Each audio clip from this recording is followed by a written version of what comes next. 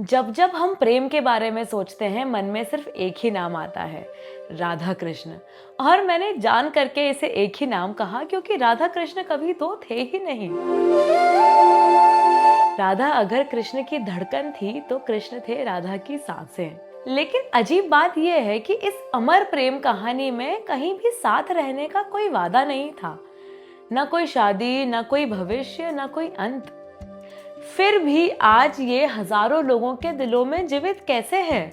क्या प्रेम हमेशा साथ रहने का ही वादा होता है? क्या प्रेम हमेशा ठहराव ही लेकर आता है?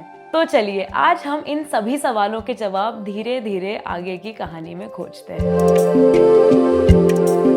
कृष्ण का जन्म अंधेरे में हुआ, कारागार की दीवारों के बीच, भय और शोर के बीच।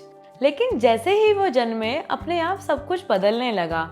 दरवाजे खुलने लगे, रास्ते अपने आप बनते चले गए। और उधर वृंदावन में हमारी राधा रानी का जन्म हो चुका था। राधा का जन्म राजमहलों में नहीं हुआ, उनका जन्म हुआ सादगी में, प्रकृति की गोद में। दोनों का जन्म बहुत अलग परिस्थितियों में हुआ, लेकिन शायद यही नियति का खेल था जो आगे जाकर उन्हें एक ही भाव से जोड़ने वाला था। जिस दिन से कृष्ण वृंदावन पहुंचे, उन्होंने सभी के दिलों पर राज करना शुरू कर दिया था। वृंदावन में कृष्ण एकदम साधारण ग्वाले की तरह बड़े हुए। माखन चुराना, पेड़ पर चढ़ जाना, गायों के पीछे दौड़ना, गोपियों को सताना और सबसे ज्यादा अपनी नटखट अदाओं से, अपनी मनमोहक अदाओं से राधा को विचलित भी करना और फिर उसे मोह भी लेना। कृष्ण जब वृंदावन में थे तो वे माखन चुराते थे और उनसे बचाने के लिए गोपियां अपने माखन को ऊंचाइयों पर बांधकर रख देती थी। तो एक समय की बात है, जब कृष्ण ने देखा कहीं पर ऊंची एक मटकी टंगी हुई है, कृष्ण अपनी टोली लेकर पहुंच गए और माखन पूरा फैला दिया। वहीं से एक आवाज आई राधा की कि कृष्ण फिर से चोरी। और कृष्ण मुस्कुराए और बोले, राधे ये चोरी नहीं, ये तो प्रसाद है। राधा ने नाक मरोड़ी, कमर पे हाथ रखा और कहती है, देखो कृष्ण, या तो आधा माखन मुझे दो या मैं चली यशोदा मैया से तुम्हारी शिकायत करने। और यही हुआ पहला सौदा, माखन और इनके मन का। तब तक इस रिश्ते का कोई नाम नहीं था, पर एक अपनापन जरूर था। जैसे जैसे उम्र बढ़ती जा रही थी, इनका बंधन और भी गहरा होता जा रहा था। वे घंटों बातें नहीं करते, बस साथ चलते रहते थे। कृष्ण अपनी बांसुरी बजाते रहते और राधा उसे बस सुनती रहती। वो बांसुरी की धुन सिर्फ संगीत नहीं थी, वो उनके बीच का संवाद थी। कृष्ण राधा से कभी कुछ नहीं मांगते और राधा कृष्ण से कभी एक सवाल नहीं करती।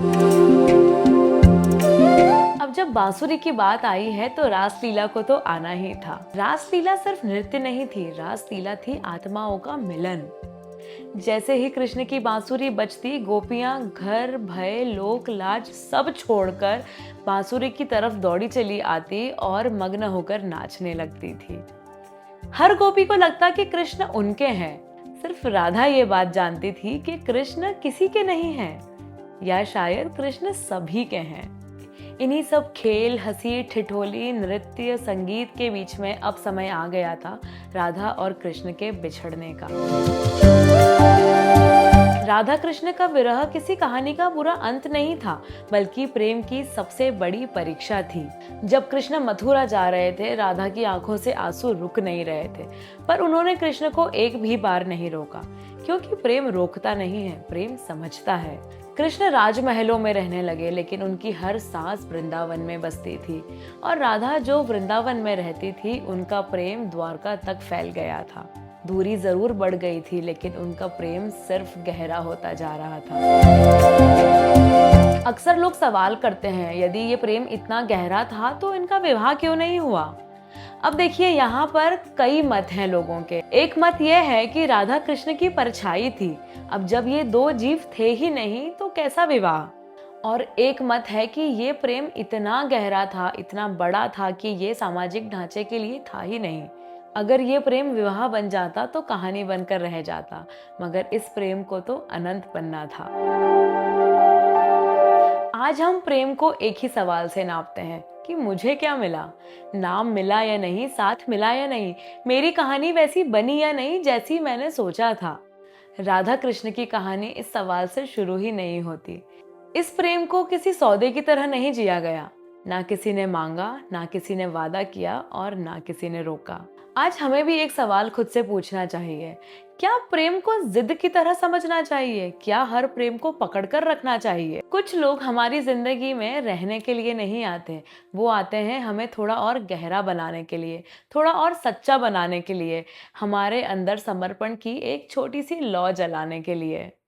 राधा कृष्ण की प्रेम कहानी हमें सिखाती है कि प्रेम मिलन का नाम नहीं, प्रेम एक पहचान है। प्रेम वो अवस्था है जहाँ शरीर चाहे दो हों, पर आत्मा एक बन ही जाती है। इसीलिए आज भी जब कोई प्रेम निस्वार्थ होता है, जब कोई प्रतीक्षा में भी शांत रहता है, जब कोई प्रेम छोड़कर भी जुड़ा रहता है, तब वृंदावन में यमुना के तट पर राधिका कृष्ण की बांसुरी को सुन रही होती है। जय श्री राधे कृष्ण।